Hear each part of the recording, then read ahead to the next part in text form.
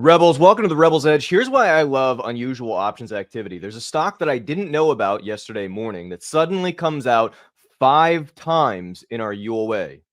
I love that. Find out what stock it is here.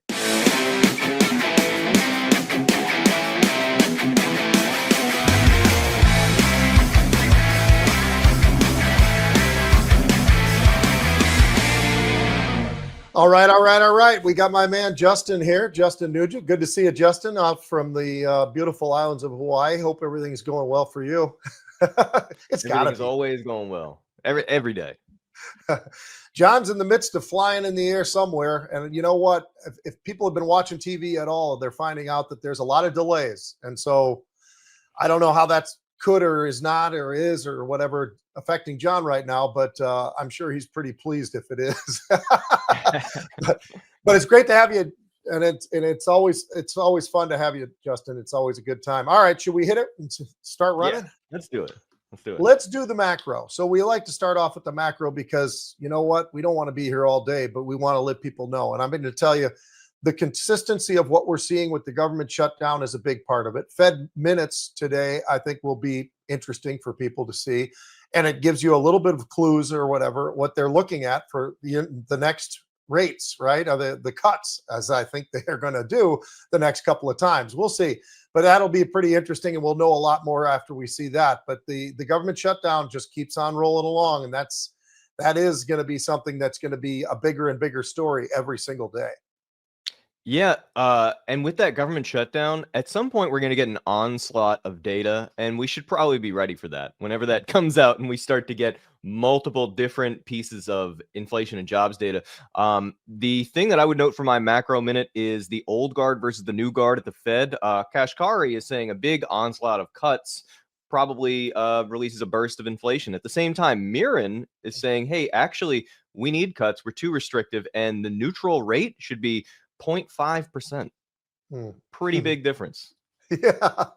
So they're not as together as we were kind of thinking they might be, right? Makes it interesting. All right, fantastic futures. What are we looking at? Everybody's talking about it now. We've been talking about it for a really long time. Silver and gold, right? The Burl Ives trade just continues to go on and on and on and on. And we crossed over 4,000. You know, today we not only are well over 4,000, we dang near got all the way up to 4,100. I think the highest I saw today was 4,071. So interesting to see what's going on there. We have all kinds of options that continue to flow in there with the GLD. There they are right there. It's been something that, you know what, every time I hear somebody say, oh yeah, this is over for gold and silver and whatever, I'm like, well, that's an opinion, but I'm not so sure it's right.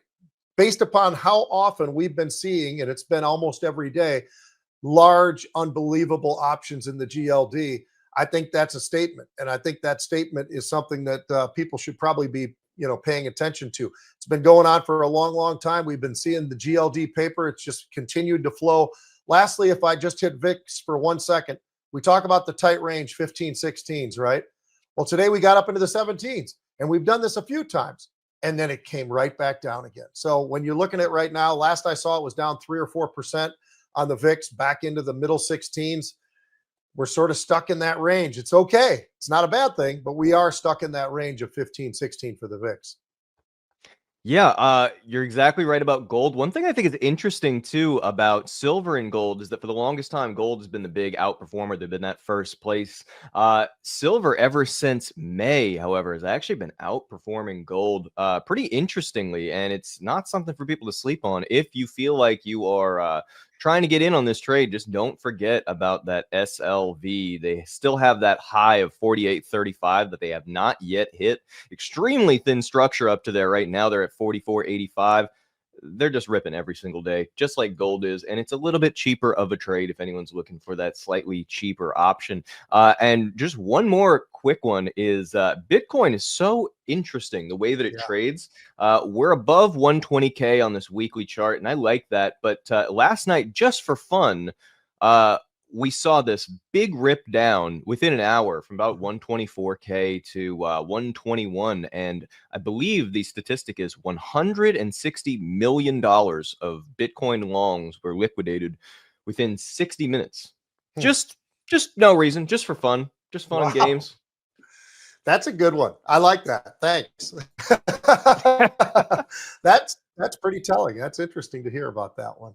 And I'll tell you what, you listen to Tom Lee and these guys, they're standing their ground. And you know what? For all the crap that they took way back when, they've been proven right. And they've been, a lot of the folks that were really questioning them, I think are probably a little bit embarrassed because the run that this has been pretty incredible. All right.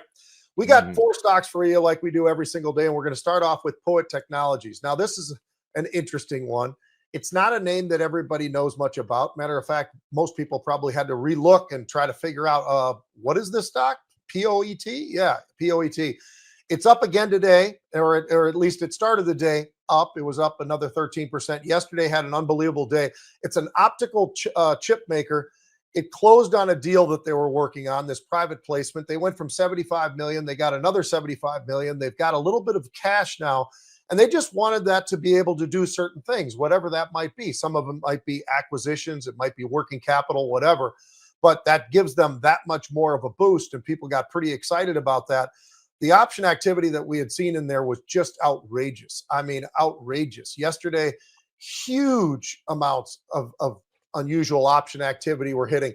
That was the least of the huge. We had 40,000 of these and 48,000 of those. We did have this as well. I mean, the runs that we have had in this stock just yesterday alone were absolutely extraordinary. And you can see exactly what I'm talking about there.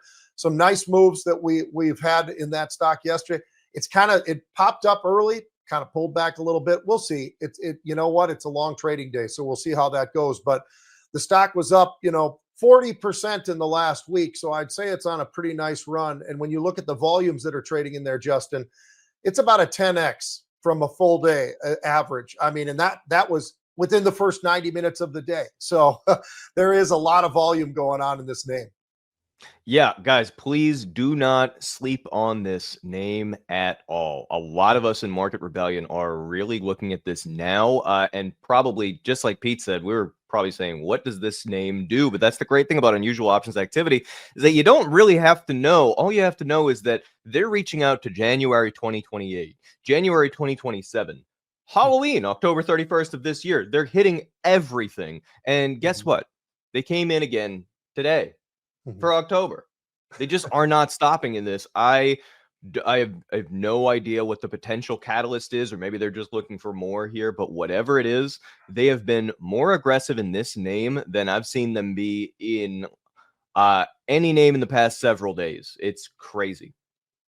The next one we're going to jump onto, I agree with you on all of that. I mean, it is crazy. To see the volumes that we're hitting yesterday, you're just going, wow, this is amazing. So today's a little bit slower, but we're in the early part of the day, so we might see a little bit more.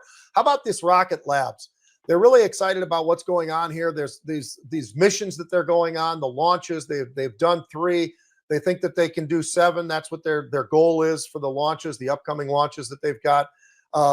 It just shows you that the production for launch and the matches the demand that's out there right now. This is a stock, by the way, that if you take a look at what it's really been up to, stock's up 160% year to date. I did say that, 160%. So it's a strong jump. You've got 47 from $47 in October when we started to $67. Actually, today we hit $68.50. So that's a new high for them, 52-week high.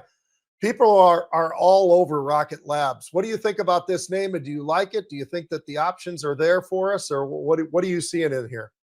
So I don't see any UOA, but from a technical basis, they do have what's called just a simple rounded bottom formation here on the daily chart. I actually like them up to about 70. If you do an expansion on that rounded bottom measured from the bottom to the top, that's where it takes us. That's usually what an algorithm might be measuring them out to. And often those are who we are trading against, not people. So outside of all the potential catalysts and everything like that, they're just showing a lot of relative strength. They're up 16%. I think that they are probably going to about 70 personally. All right, next up, we got AST Space Mobile. This one's pretty interesting. Oh, by the way, it's hitting a 52-week high. I mean, it's not just the S&P, but there's a heck of a lot of names, not just the NASDAQ, not just the Dow, that are moving to the upside. And this is another one of those. I'll tell you what, up 11%. Now it's still holding around $82 or something like that. But we did have that spike all the way up to 91 and change. So there's a lot of people pretty excited about this name. Why? Well, because they reached an agreement with Verizon. That's actually a pretty big deal. And it gives them that cellular and the bandwidth services and all that type of thing that people are all wanting to have. We've already seen that with T-Mobile and Starlink, and now all of a sudden you've got this big boost for Verizon with the network coverage that they're going to be able to get. This is a pretty interesting stock. What do you think about this one? And is it a little bit late to jump on board to this one, or what do you see?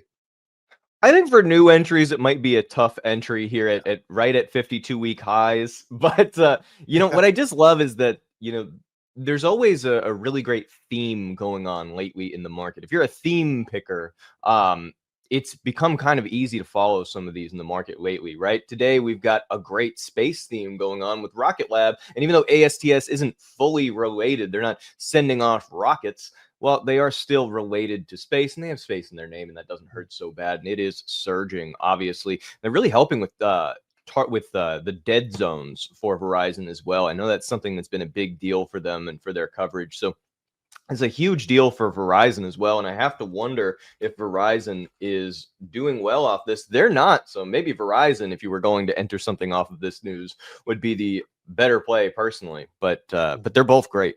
Yeah. Absolutely. I agree with you. How about this next one? I don't know if you like them or don't like them. I think you really are going to like them because of some of the news that you were just letting me know about. But SOFI, now I was just at the stadium, just as for a reference or whatever. They do all this lending, their financial services, they do all these various things. But I'll tell you what, that's the most beautiful stadium in all of football. I mean, it's absolutely incredible. It's open air. It looks like a dome. It's beautiful. It packs in an incredible number of people. It's why they wanted to put their name on this son of a gun, because I can't recall if it's $5 billion or $4 billion, whatever it costs to build that thing. I think they're going to get their money's worth because of how beautiful it is and people talking about it all the time. They've already had a Super Bowl there. What do you see going on in here today, though? You were talking to me about this one, and I said, let's do it. Yeah, and I love doing this with Pete because and Jared as well, because they were going to pick a different stock, and I said, hey, what if we do SOFI? Hear me out, because we got this interesting headline the other day, and here's the headline. So the Trump administration is weighing selling pieces of their $1.6 trillion federal student loan book. So here's the deal. This is a piece from Futurum Equities chief guy. SOFI already controls about 60% of the refinancing market. So any move to offload these loans could hand them a massive pipeline of prime borrowers to refinance and give a direct boost to volume and margins. That's not the only reason why I like SOFI. I like it quite a bit. But 700% increase in earnings growth. Okay, that's cool. How about the fact that they look just like Hood and Palantir did, coming off of their highs from way back when during the last bull market, pull back all the way into a deep trough, come up, attempt to break above it, can't, come up, attempt to break above it, finally do. Now we're consolidating above that $25 level. That's right where we are now. Personally, I think that this blasts off. I actually believe this probably gets included in the S&P sooner rather than later. There's a lot to like about this name. Not just the fact that they have a really cool dome-shaped venue.